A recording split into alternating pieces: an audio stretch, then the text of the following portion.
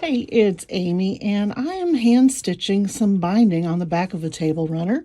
I know I could stitch this with my machine, but I just felt like doing it by hand. And when I stitch binding down, I use what's called a ladder stitch.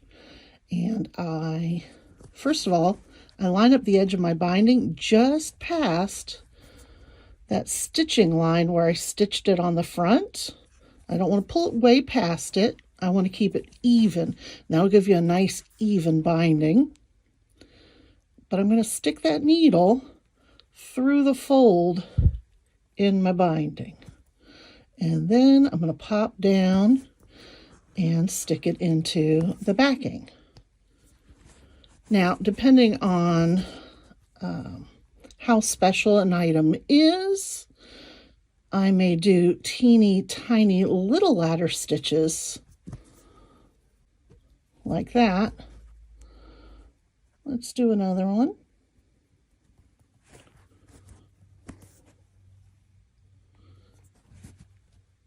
And you can't see the stitches. Unlike a whip stitch where your thread's going to be coming up just a little bit up onto the edge, the ladder stitch is fabulous.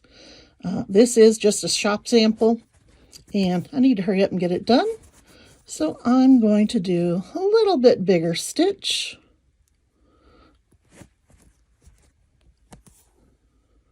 And you can see it pulls it right in. Now, if I was doing a whip stitch, I would tend to come up from the backing, so my needle's in the backing, and just catch that edge of the binding. And back in, back up.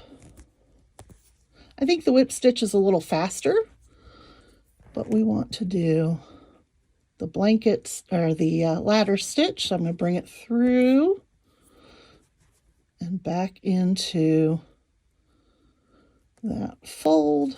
Let's make sure it's over that edge of stitching.